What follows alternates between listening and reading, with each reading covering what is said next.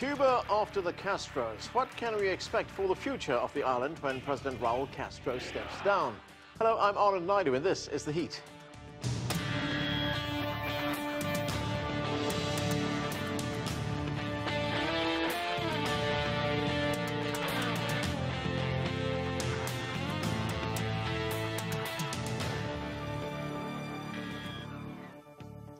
On Sunday, Cuba elected a new National Assembly. There wasn't much of a surprise there. There was exactly one candidate for each seat.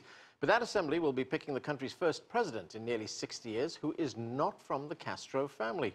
For more, we turn now to CGTN's Michael Voss in Havana. And Michael, the most likely successor is the first Vice President, Miguel Diaz-Canel. Do you see changes on the horizon for Cuba? I mean, there has to be changes, there will be changes, but don't expect anything too fast or too profound. The whole point of this changeover was to try and ensure a smooth transition between the generation that led the revolution and the new generation of leadership that was born after the revolution. Raul Castro's idea was to hand over what has been called a sustainable and prosperous socialism. The problem is the prosperity isn't there. The economy is in dire straits. There's a lot of major challenges for the new president, from what's going to happen now that the aid is running out, from crisis in Venezuela, the US embargo continues, relations with the United States are getting worse again, and big problems like how to unify the currency when there's going to be winners and losers. Now remember, there are two power structures here. Raul Castro will stay on as head of the powerful Communist Party, and then there's the presidency. Now, will this mean that the new president, probably Diaz-Canel, will be restrained by having Raul Castro as head of the Communist Party? Some think it will be the reverse. Earlier, I spoke to the editor of the weekly magazine, the monthly magazine that covers social, political, and cultural issues, Rafael Hernandez. He thinks this new dual power structure will be a good thing. I think it is important that Raul remains as the General Secretary of a Communist Party.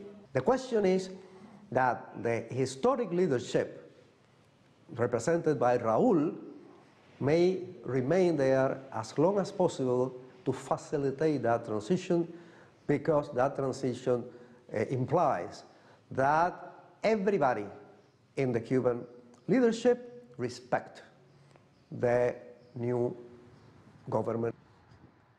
That was magazine editor Rafael Hernandez on this new decentralized power structure, if you like, where there will be two separate leaders, head of the Communist Party and of the government. Anand. So, Michael, as you point out, Raul Castro steps down as president, but he still remains very active in Cuban politics. Does this, in a sense, make the new president's job a little bit more difficult? Well, I mean, it's very difficult to sell. As I say, it could restrain him. It could actually add legitimacy to what he's doing when he pushes through, makes difficult decisions. The fact that the Communist Party is there and isn't objecting suggests that it approves of that.